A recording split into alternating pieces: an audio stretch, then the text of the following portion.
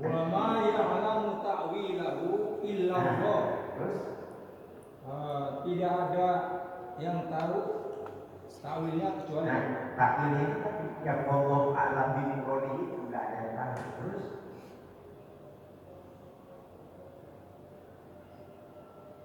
Quran itu. Teruskan. Warrasifuna fil ilmi. Warrasifuna fil ilmi. Tapi ada orang-orang tertentu yang Allah beri kemampuan. Itu ya. Tapi ada orang-orang tertentu yang Allah beri kemampuan untuk menilik ayat. Jadi nggak semua begitu. Maka menjadi pola penerjemahan ada yang disebut takwil. Takwil bukan? Takwil namanya. Jadi ini bentuk dari kepasrahan kita dengan kata-kata wallahu a'lam bimuradi. Takwil. Ya terserah Allah lah segala sesuatu. Jadi nggak bila terjemahkan nun itu apa, kafaya yang itu apa, alif lam ra itu apa urusan. Wallahu a'lam bimuradi. Tapi ada orang-orang tertentu yang diberi kemampuan. Itu namanya rasikhuna fil ilmi. Rasikhuna fil itu rasih, itu ulama-ulama yang ada kemampuan mentakwilkan ayat ini. Kita lihat misalnya ini ada berapa huruf ini? 1 alif, 2 lam, 3 Nah ini ada orang yang diberi kemampuan untuk mentakwili ayat ini dengan menerjemahkan satu alif itu maknanya Allah. Jadi karena ada 3, lalu malak Jibril, lalu mimnya Muhammad. Alifnya Allah, lamnya malak Jibril, malaikat maksudnya, lalu mimnya itu Muhammad. Jadi 3. Allah menurunkan Quran melalui malak Jibril kepada siapa? Nah, kepada Nabi Muhammad. Nah, ini takwil yang didapatkan oleh rasikhuna fil ilmi. Jadi kalau nggak rasul nggak bisa. Kalau nggak rasul ya itu tadi wallahu a'lam bishawab. Jangan berspekulasi dengan ayat-ayat yang pertama ini, cukup kita serahkan kepada Allah. Tapi ada orang yang begitu. Ya karena faktanya kita memang bukan yang ngerti dan tidak ngerti, yang bisa dan tidak bisa. Ada yang paham tapi daripada spekulasinya salah, dan kemudian orang ulama yang berspekulasi juga tidak mudah. Artinya ulama-ulama tertentu yang memang sudah betul-betul menguasai ilmu tentang Al-Quran. Karena ilmu Quran ini kan saya katakan itu baru kalau bicara soal struktur kata itu baru satu. Ya, misalkan saya katakan qala yaqulu qawlan itu baru satu sisi, baru ilmu sorof. Ya. Gitu. Baru satu. Belum lagi yang lain. Nah itu orang-orang yang nanti akan berspekulasi ya, akan mengapakan makna-makna yang kayak model ini yang penuh dengan misteri, maka dia harus mumpuni syarat ilmunya. Ya, tadi saya katakan banyak ilmu. Nah, kalau pesantren misalnya, enak. Qala yaqulu qawlan fa huwa qailun wa dzaka maqulun qul la taqul maqulun. Memang faktanya di Quran ada macam-macam, tidak hanya qala. Qala rabbuka lil malaikati pakai qala ya. Qul huwallahu ahad. Pakai qul yaqulu ya laitani kuntu turaba, pakai yaqulu itu. Ya, pakai yaqulu. Itu variasi itu menjadi 14 domir bisa kalau bisa. Anak-anak itu bukan apa. Untuk apa ini kan nggak apa-apa, nggak usah hafalkan aja sekarang.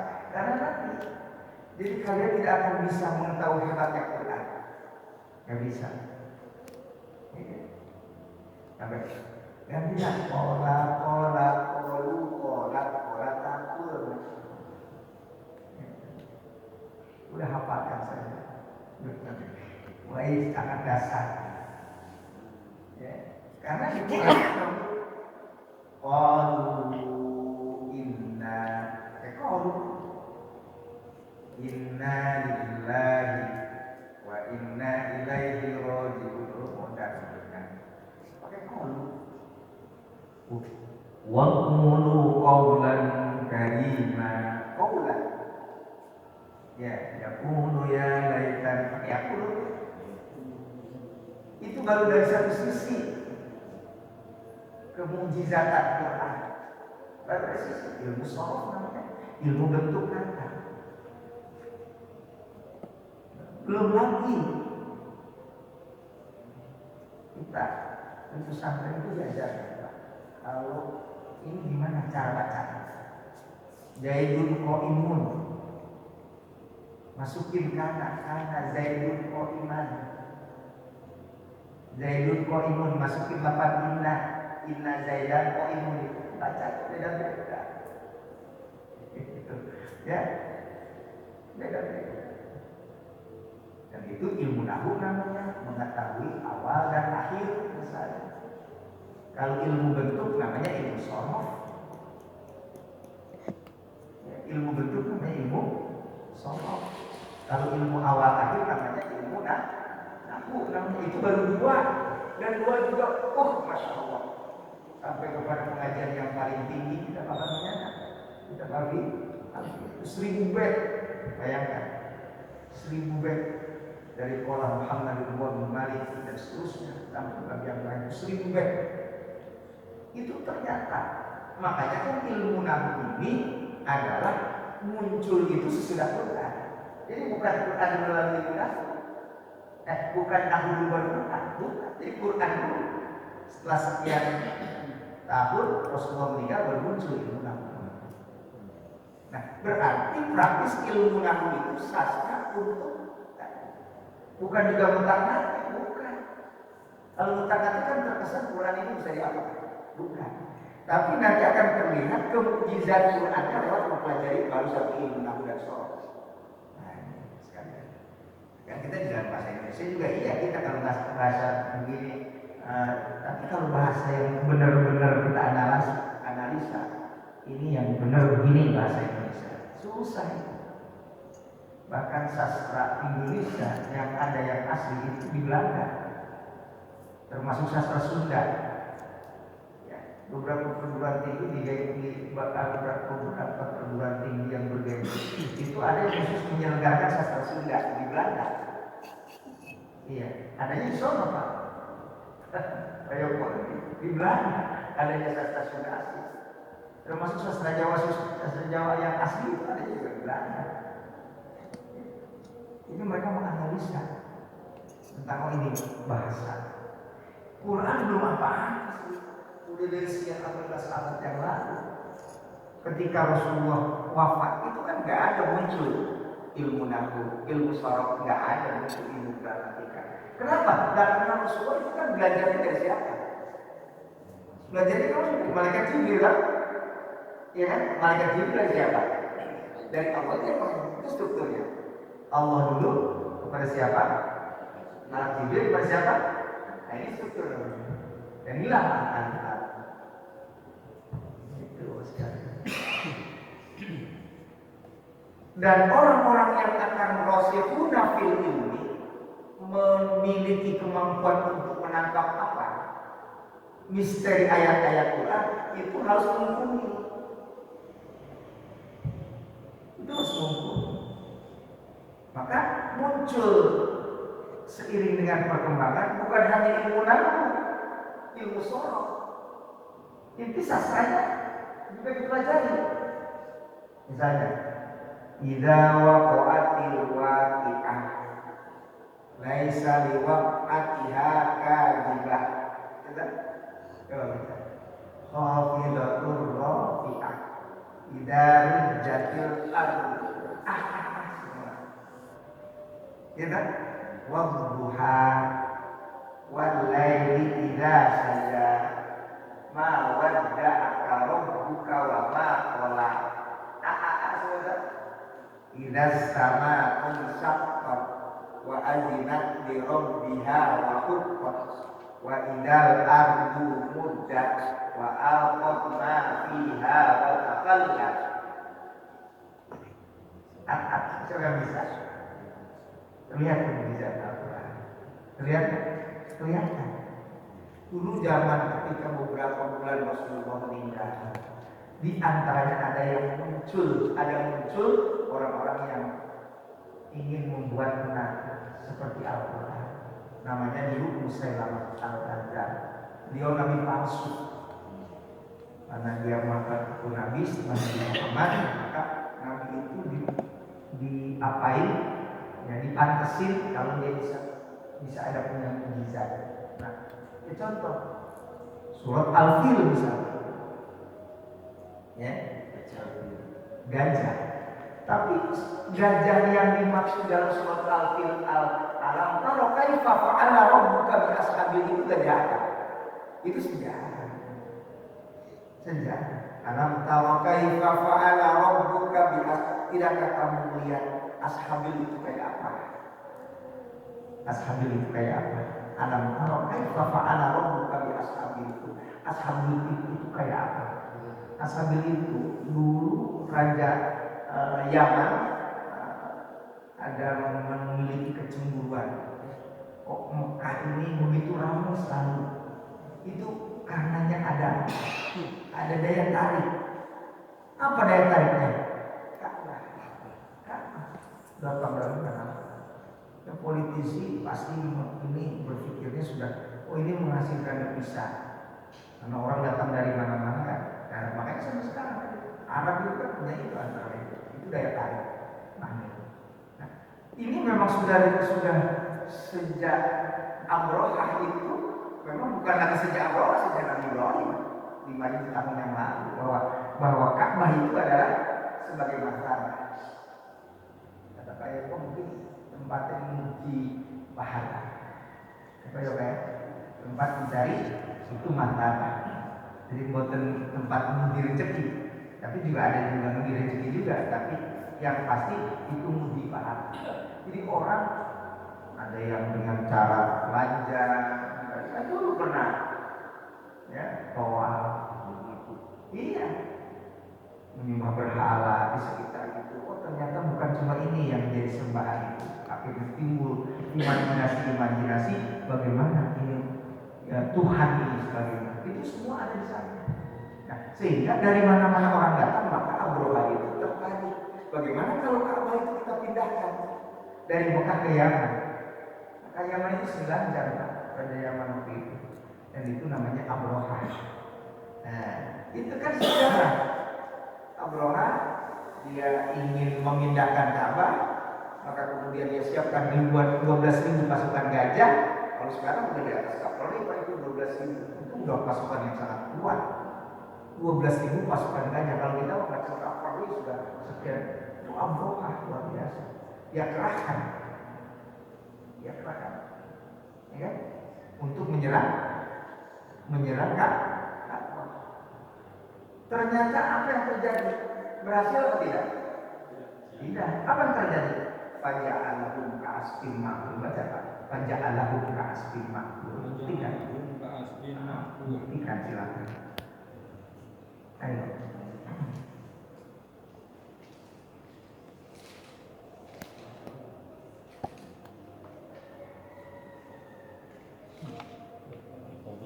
Ini kalau tidak cermat ketinggalan ini.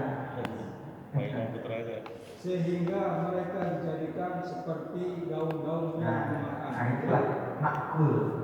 Asfin itu daun-daun, makul itu burung apa? Ababil itu dalam mulut satu. Itu sudah teralamatkan. Di kakinya satu. Di kakinya lagi kiri kanan kan? Itu sudah teralamat. Jadi satu burung dia memberhanguskan 3 orang manusia. Loh, hebatnya. Dan manusia itu seperti hanya aspin makul itu plok dari atas itu pas. Bulan itu pas. Ke kepalanya bolong. Masuk bolong. bolong dia langsung plek. Jadi karena dari satu burung teralamatkan 3 orang menjatuhkan batu dari sijil dari neraka, akhirnya kewalahan. Satu burung 3 orang. Kalau 2 burung gimana? 3 burung gimana? Kalau ribuan burung? Nggak harus sampai ribuan burung kalau cuma hanya 12.000. Karena satu burungnya kan 3. Satu di mulut untuk si orang, 2 di kaki. Ya, udah lebih dari itu mungkin ya. Ya mungkin bisa memberangus sekian ribu orang. Kalau sekaligus, ya kan? Nah, ini sama gitu. Nggak bisa. Nah ini apa sekalian? Dalam surat Al-Fil ini yang saya maksud, ternyata mengandung sejarah. Dari alam taro kaifa fa'ala rabbuka bi ashabil, sejarah di mana dulu Abraha ingin menguasai dan sekaligus meninggalkan Ka'bah. Ya. Kan sejarah berarti fakta bukan? Fakta kan? Silahkan dianalisa itu di mana itu ditempatkan. Di zaman dulu Abraha yang ketika dia fakta. Maka Quran ini juga fakta. Jadi nggak imajinasi, nggak ilusi, juga fakta. Faktual. Dari sisi maknanya juga faktual. Sejarah. Bapak tahu nggak yang namanya laut Nadi yang ada di Quran? Ada yang dari Yordan itu, adanya di Yordan. Ashabul Kahfi ada. Di mana? Di Yordan juga. Semua di situ tempat bersejarah. Semua fakta ada di situ. Bahkan itu baru sekarang dia mau menganalisa bagaimana. Ya. Kalau di pegunungan Arafah tempat di mana dulu Nabi Nuh sampai sekarang juga masih diteliti. Kapal apa namanya? Kapal Nabi yang kalau bapak sekalian punya tasbih namanya tasbih kokak itu. Mahal itu kalau yang asli. Itu betul-betul dari kayunya itu. Dapat ada. Dan ini sejarah fakta. Dan Al-Quran itu berarti mengandung fakta. Satu. Dari sisi nilai maknanya. Ya belum lagi dari sisi sastranya kan. Saya bilang. Tapi kalau raja namanya disebut Musailamah Al-Kadzdzab, dia bilang apa kata dia? Adalah kata-kata dia itu namanya itu al-fil ma huwal fil lahu burtumun tawil. Itu memang kalau dia bilang sastranya semua tapi maknanya apa dulu? Beda dengan tadi alam tara yang apa bukan biasa fil. Beda kan? Kalau alam tara itu punya sejarah fakta, tapi kalau buatan dia tadi yang saya Al-Kadzdzab itu Quran versi beliau apa yang terjadi? Itu adalah apa yang terjadi? Itu adalah cuma hanya definisi. Apa itu gajah? Gajah itu yang belalainya panjang. Oh, anak kecil juga tahu. Gajah itu apa? Gajah itu yang belalainya panjang. Lahu kurtumun tawil, yang belalainya panjang. Dan sampai 3 ayat itu sudah bukti. Tidak panjang kayak Quran yang jatuh pada Nabi. Tidak. Kan kalau itu berapa ayat itu Pak di situ? Alam tara berapa ayat itu? 5. Betul 5 ya Pak ya? Tapi kalau al-fil yang buatan Musailamah Al-Kadzdzab itu mahwal fil lahu burtumun tawil, nggak ada artinya ini. Nah itu bedanya Quran dengan buatan manusia. Nah ini adalah bagian dari mujizatnya Quran. Dan itu baru 3 Pak. Maka ada 12 ilmu, bidang ilmu yang itu akan bisa menjadi orang-orang yang rasikhuna fil ilmi. Baru nahu 1. Baru sorok 1. Nahu 2. Terus ilmu sastra itu 3. Nanti ada lagi. Nah, makanya orang-orang sekarang itu mumet. Saking mumetnya udah apa pelajari ilmu nahu bid'ah, pelajari sorok bid'ah. Memang Nabi Rasul nggak belajar pola yang perlu kaulah. Dia mau belajarnya langsung dari mana? Dari malaikat Jibril. Iya. Kan belajar Nabi Rasul cuma sampaikan ini sampai pagi dia sampaikan. Pagi malam dia dapat ilmu, pagi dia sampaikan sampai sini. Nih, ini bukan belajar begitu. Jadi malam dia turun wahyu, Kan masih nangkep di sini, masih nancep di sini, hafal masih di sini. Panggil, nih turun ini, maksudnya ini, jelaskan langsung. Contoh misalnya ketika orang-orang kafir itu, Muhammad ini kalau bulan apa sih? Kata kepada Nabi. Pagi datang, beliau tidak mendapat jawaban, malam turun jawaban dari Allah. Pagi disampaikan, oh ahillah, ahillah itu apa? Bulan. Bulan itu punya sekian makna. Maka dia bilang, iya mawaqitu linnas. Dalam surat kita ini. Iya mawaqitu linnas, itu surat Al-Baqarah. Bulan itu kamu nggak tanya apa itu mawaqit. Apa mawaqit timing? Tanggal 10 segini, 12, 11 segini, 12 segini, 13 itu namanya badar. Ya. Badar itu berarti bulan saat sedang apa? Kan ada 10, 11, 12. Maka ini termasuk waktu bekam nih ya, yang bapak-bapak mau bekam. Kenapa? Karena bulan sedang apa? Ya, darah sedang mengental. Kan ada waktu bekam, saya masih bekam. Sudah bekam Pak. Kamu silakan, bagus itu kan Rasul itu. Jadi maka kan ada 3, 5, 7 misalnya. Ada 10 ini hari kami 10, 12 yang ganjil gitu.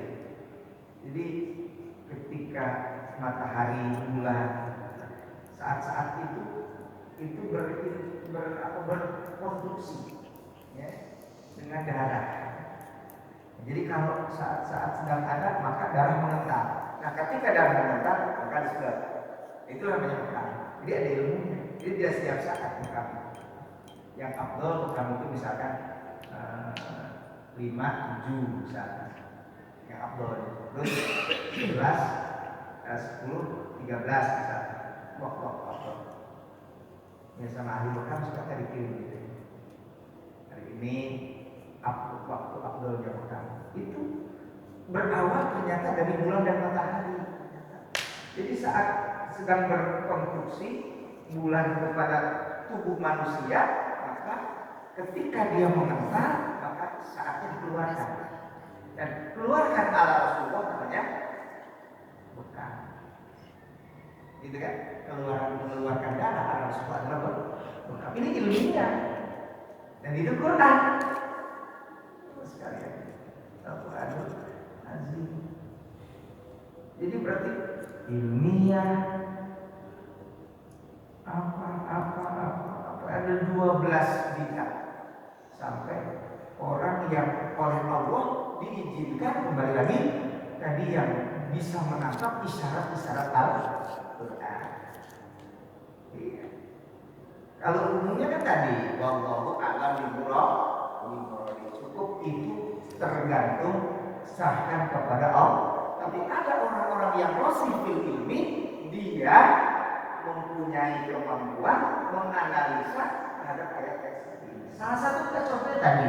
Jadi alif itu adalah Allah, lam adalah apa? Jibril, mimnya adalah Muhammad. Ketika Rasulullah Shallallahu Alaihi Wasallam menyampaikan ini adalah ar-rasihuna ta'bilahu fil ilmi, orang-orang yang rosih. Lalu mas sekalian, ini baru ngaji alif lam mim ya, baru ngaji alif lam mim. Kembali Mas Badul.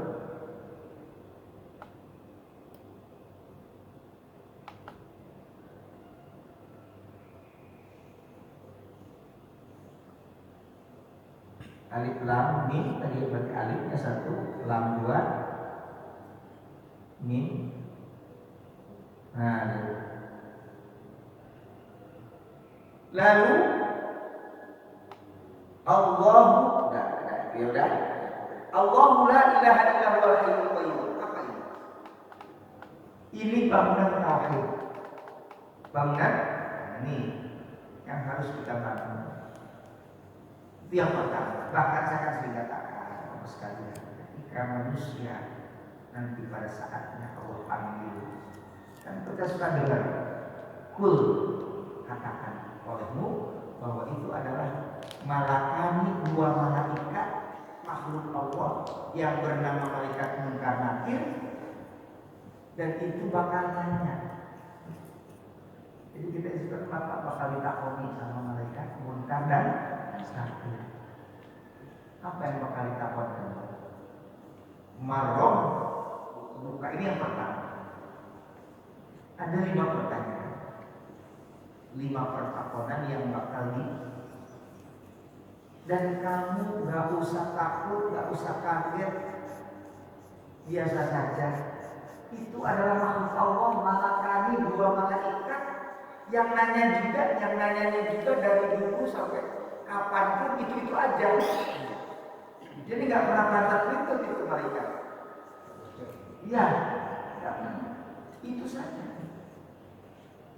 Jadi marobuka jawabnya Allahu Rabbi. Jadi kamu nggak usah takut, nggak usah kaget. Berarti ini kepada hamba-hamba yang soleh. Mudah-mudahan kita termasuk hamba-hamba yang soleh.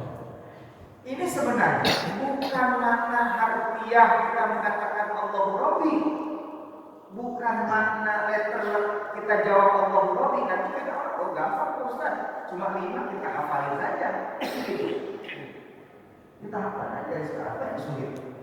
Marrobuka Allahu wa man nabiyuka Muhammadun nabi wa ma imamuka wal Qur'anu wa ma ikhwanika wal muslimun wal muslimati ikhwani wa ma qiblatuka al-ka'batu qiblati. Kan 5 pertanyaan, enggak ada yang sulit kalau kita mau bisa. Enggak ada. Coba kalau misalkan ada malaikat Munkar Nakir, Pak Yoko, marrobuka, berarti udah ngapalin dari sekarang. Jawabnya Allahu Rabbi. Jawab lagi Pak Yoko, man nabiyuka, jawabnya Muhammadun. Jawab lagi Pak Yoko, wa ma ikhwanuka al muslimun wal muslimat ikhwani. Jawabnya begini Pak Yoko. Terus wa ma kiblatuka al ka'batu kiblat. Enggak ada yang sulit Pak Yoko jawab. Selamat tidak Pak Yoko. Tidur seperti orang tidurnya berpenghenti. Enggak lama-lama pulang. Begitu bangun tuh ada ma kuntum tu'adu. Ini yang dulu aku janjikan, namanya hari kiamat. Seperti orang tidur berpenghasilan, apa ya Pak? Seperti tidurnya orang berpenghasilan.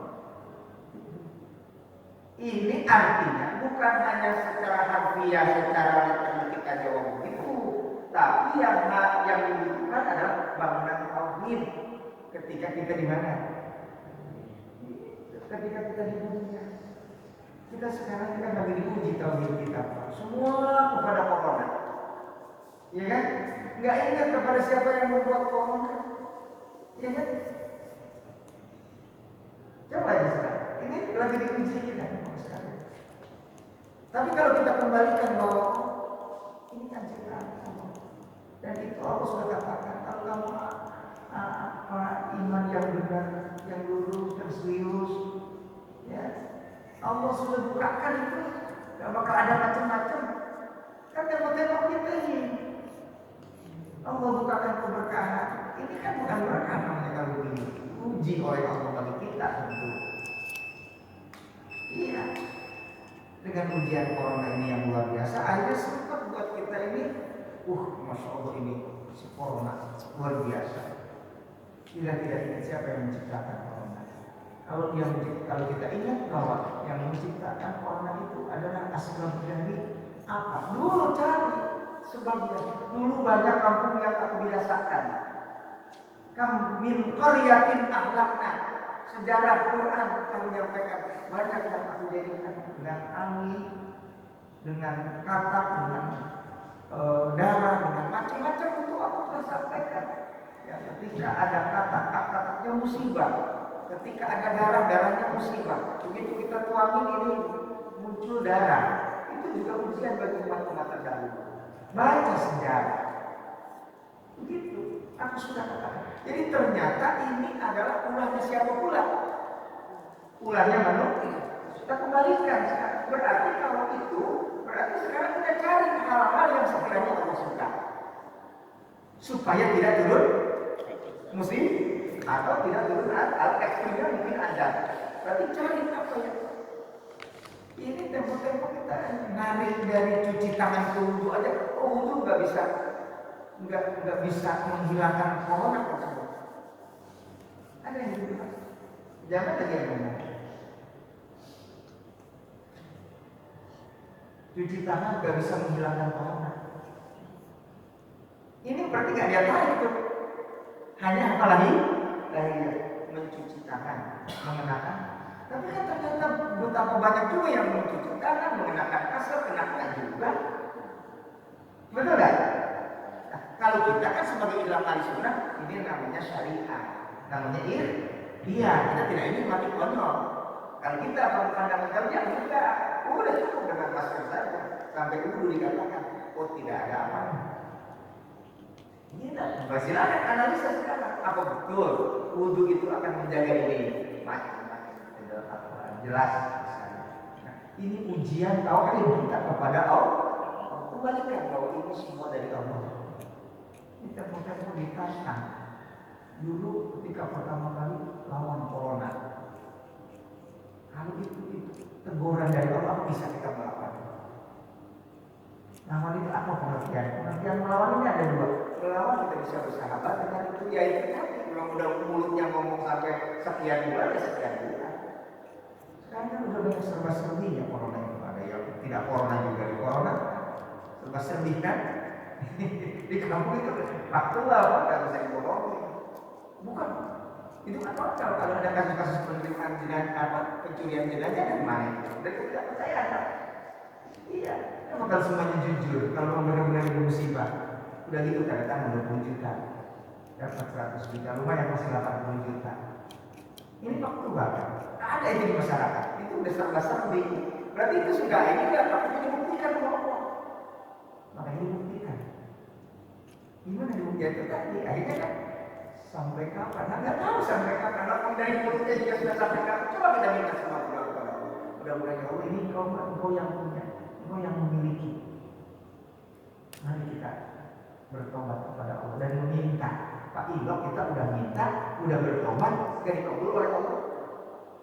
Nah ini doa kita setiap akhir qunut nazilat yang benar. Allahumma fa'alna wal bala wal waba wal fahsya wal qabul. Ayo aja masih banyak, masih ada, masih bilang sampai kapan?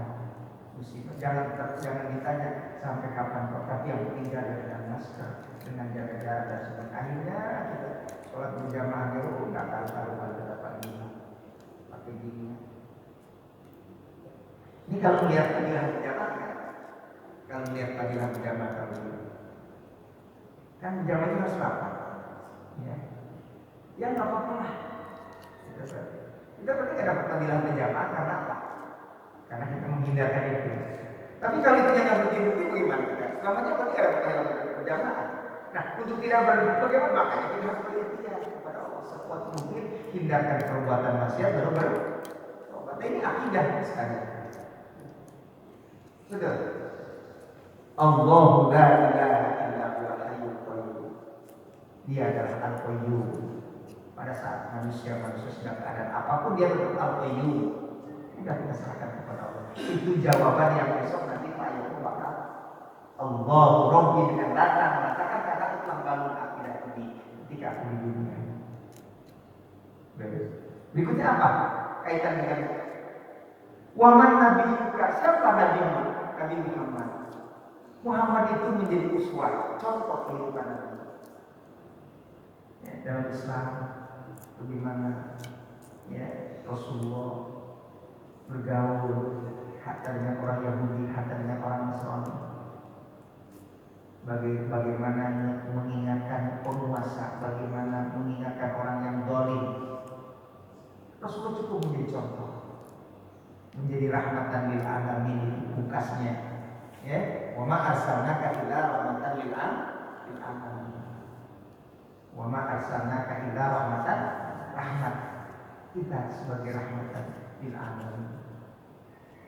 Bukan yang memperkeruh daripada suasana dan sebagainya. Ini bersekali itu Islam yang dibawa dan dicontohkan oleh Rasulullah SAW bersahabat lebih asyidda'u 'alal kufar, kepada orang kafir dia keras, tapi ruhama bainahum. Tapi dengan sesamanya dia ruhama. Itu contoh. Dan itu ketika kita mencontoh dalam kehidupan kita sehari-hari, maka itulah termasuk yang kita akan jawab Muhammadur Nabi. Itu pertanyaan yang kedua. Siapa Nabi Muhammad? Karena aku harus contoh setiap saat. Kalau kurang-kurang itu kita mudah-mudahan diampuni oleh Allah. Dan kita tidak siap. Ya, misalnya berjamaah begini ya, tapi hati saya bagaimana? Ya makanya. Ya mungkin ada yang berjamaah rajin, tapi makanya masih dalam begini misalnya. Betul. Itu contoh Rasulullah. Enggak. Oh, berarti belum sempurna. Tapi kurang-kurang dikit ya mudah-mudahan diampuni oleh Allah Subhanahu wa taala. Ya, ada yang sempurna. La yukallifullahu nafsan illa wus'aha. Maka terus lihat, ayat tabiuna fi qulubihim zaygun. Ada fi qulubihim zaygun, Pak. Fi qulubihim zaygun ayattabi'una ma tashabaha minhu ibtigha. Mana zaid? Zaid itu kedengkian. Ini sudah loncat-loncat ke anu ya. Orang-orang Yahudi. Itu tadi baru dua ya, baru dua bahkan tiga mungkin ya. Jadi pertanyaan yang bakal nanti akan kita jawab. Jadi dibangunnya di mana berarti? Dibangunnya di dunia apa? Dibangunnya di dunia. Tauhid dibangunnya di mana? Jadi nggak kemudian bisa mengatakan Allah Robbi tanpa membangun. Contoh kehidupan Muhammad di mana kita contohnya? Di dunia kan? Kemudian siapa saudaramu? Siapa saudaramu? Saudara kita Muslim. Kita saudara. Sesama Muslim ada saudara. Kita bisa membangun silaturahmi ya. Apa selalu sibuk? Apa ada zaid dengan Muslim sesama Muslim? Berarti contoh Rasulullah masih kurang. Jadi ini semua dibangun ketika kita hidup. Semua ada pertanyaan itu semua. Muhammad Nabiku, Muslim dan Muslimat ikhwani bangun oleh kita melalui pengajian kita dalam rangka membangun silaturahmi. Gak bisa kalau cuma sendirian ngaji atau apa. Oh, bukan ada nilai silaturahminya di sini.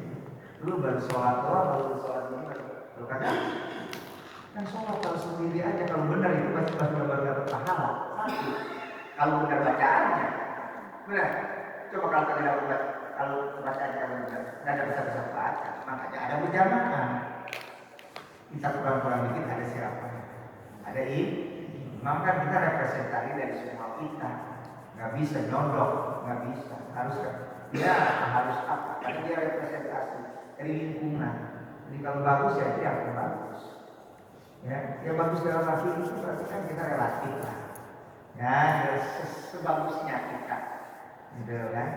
Karena kita kalau misalnya pengen bagus kan imam kan jelas. Kalau dia ilmunya sama harus sepuh misalnya. Ya umurnya ya kan? Sampai kan kita udah katakan ya. Kalau misalkan ini umurnya sama, alimnya sama, bininya baru aku itu yang dua. Pak Yoko misalkan dua yang paling ilmunya sama, umurnya sama, bininya punya satu, sama Pak Yoko dua, yang dua bininya sama-sama dua punya anak, sama-sama punya anak, yang satu dua, yang satu lima, yang lima, begitu itu dalam ini, karena dia merupakan representasi dari semuanya. Kalau nggak gitu enggak, ini ya. Nah kemudian Ka'bah itu kiblat, Ka'bah itu kiblat apa? Kita kan sholat itu benar. Nah maka kita sholat, mengaji itu semua ada sudah mencakup dalam 5 pertanyaan. Sehingga dikatakan la tafza, jangan kaget Pak Bimo, jangan kaget, ojo kaget Pak Yoko. Itu 2 malaikat yang kaku-kaku semua pertanyaannya sampai jawab dengan kata-kata yang lantang. Lantangnya itu akan muncul, akan ada ketika kita menjawab ketika bangunannya di surga di dunia nyambung. Kalau di dunia tidak dibangun, bisa enggak? Tidak dibangun di dunia, misalkan tidak ada salat berjamaah, tidak ada tauhid, tidak ada dengan saudara membangun. Ada bisa jawab nggak kira-kira? Ya, ya, makanya kan kalau dibilang nikmat kubur ada enggak? Ada kan? Kalau azab kubur, nah jadi kalau ada nikmat kubur ada azab. Kalau azab kubur berarti ya sumpah, ya sumpah itu berarti menjadi azab. Kan memang sumpah faktanya kan? Gelap? Gelap? Fakta kan? Memang gelap kan faktanya. Tapi bagaimana kok bisa ada cahaya? Tidak ada keterangan yang begitu. Itu namanya nurun. Bahkan mudah-mudahan Allahumma rawdatan kubrahu min riyadil jinan. Ya Allah, jadikan kuburnya menjadi raudhah. Mana raudhah? Taman surga. Taman Paris. Jadi kalau Allah menjadikan taman surga berarti enak enggak? Tapi kalau jadikan walatai al-fuqratu min fuqari miran, enak apa enggak? Enggak. Jadi berarti serasa ribuan tahun kalau kita hidup di kubur, ya berarti selama itulah fuqrah min fuqari mirannya. Selama itulah raudhah min riyadil jannahnya, karena tergantung kembali kita bangunannya di mana. Bangunannya kita di luar. Maka dunia yang segini singkat buat kita itu buat membangun kesaktian daripada semua yang nanti besok bakal ditanya oleh mereka dan nanti. Cuma sekarang kita sekarang lagi musimnya banyak yang tinggal dunia. Ya Bang, mudah-mudahan kita semua diampuni dosa kita oleh Allah. Itu Bapak sekalian, saya kira terima kasih lah kalau kita negatif. Ini juga belum semuanya sebenarnya ini kalau menjala alaikal kitab itu penekanan bahwasanya kitab ini benar adanya, ya. Musaddiqan tidak terjadinya. Jadi nggak ada Taurat dengan Injil dan Zabur saling bertentangan, nggak ada itu. Jadi kalau masih beranggapan bahwa kok Quran begini, kok Taurat begini, kok Injil begitu, lu belum dalam dulu. Karena ini jelas musaddiqan saling membenar. Kok di dalam Injil misalkan Tuhan itu sampai ada Tuhan Ibu, Tuhan Bapak, Tuhan Anak. Kok di Quran cuma satu? Lalu belum belajar apanya? Karena tauhid itu semua sama. Tauhid dalam Taurat, tauhid dalam Injil itu sama. Bilhaq, benar ada. Terus min qablu, sebelum sadurunnya kata orang Jawa paling santai. Min qablu sadurunnya hudan, itu bakal menjadi petunjuk. Semua kita oleh petunjuk karena Quran. Dan Quran menjadikan petunjuk itu min qablu. Jadi bukan hanya sekarang. Bukan hanya sekarang, tapi sejak dulu. Berarti kalau dulunya ada Injil, berarti Injilnya yang hudan. Tapi kok ada Injil yang tidak mengesahkan Tuhan? Gimana? Berarti tidak hudan. Kalau tidak hudan, lihat perbandingannya. Apa Quran? Makanya lagi-lagi saya bilang ini Andono pendeti ya, pendeta. Pendeti yang doktor itu dia, saya ini nggak ngerti kok di saya ada ini, ada Tuhan Ibu, Tuhan Bapa, Tuhan Anak. Nggak paham saya. Maka dia buka Quran. Begitu buka Quran, surat Al-Ikhlas. Karena juga buka Quran dan buka Injil sama dia pikir. Kalau buka Injil kan dari mana? Dari kiri. Bisa buka Quran dari kanan. Nah ini dia buka. Begitu dibuka Al-Ikhlas, surat Al-Ikhlas. Qul huwallahu ahad. Oh, Tuhan itu esa. Jadi Tuhan itu bukan satu tapi esa. Apa bedanya esa dengan satu?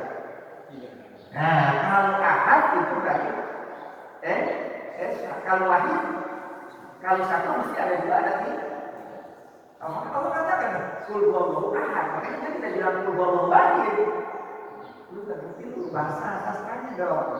Kalau wahid, Isnin, Selasa, Rabu, Arba, Kamis, Jumat, Sabtu. Wahid, Isnin, Selasa, Arba, Khamsah, Sittah, Sabtu dan seterusnya. Itu kalau wahid. Tapi kalau ahad, esa beda esa dengan satu.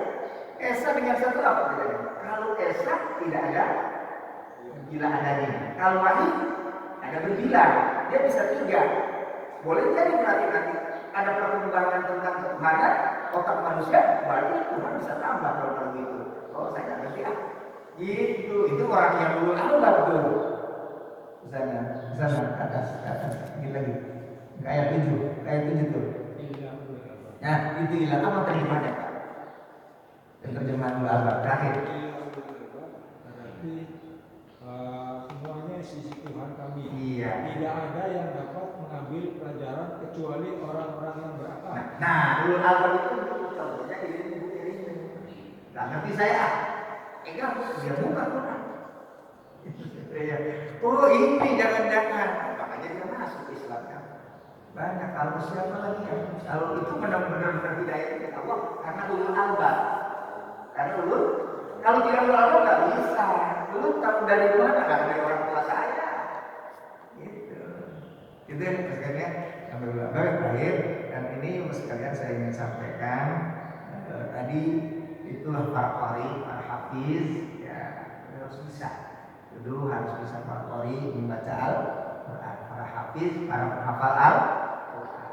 Nah, ini untuk sekalian ada ini namanya qari dan hafiz. Ada namanya koha. Nah, jadi ini sekalian ketika Prancis 3 bulan yang lalu sentimen penghinaan Al-Quran dan dibiarkan, nah, itu kan semua dunia nggak mau pakai produk Prancis. Nah, salah satunya diantaranya aqua, nggak mau minum. Tapi kan itu susah. Kalau nggak ada aqua, pit juga punya Prancis juga. Nah ini, maka ini ada seorang bendahara Jamiatul Qura wal Hufaz, dia bagian Banom dari Nahdlatul Ulama, itu beli gunung di daerah Cianjur 3 bulan yang lalu. Jadi ini ditemukan namanya qari dan hafiz, namanya koha. Jadi airnya air minum yang ditemukan, nah ini memang karena dari sentimen tadi, kemudian kemas, dan ini sudah 3 bulanan lah ya. Dan sudah testimoni ini cukup enak Pak. Jadi saya kebetulan karena memang ketua JTH kota dan Nahdlatul Qura ya sekitar hampir 3 minggu lah. Nah jadi air ini ya terpaksa saya harus ngomong. Jadi ketika kita mengharamkan aqua, tidak mau minum, lalu Islam punya apa?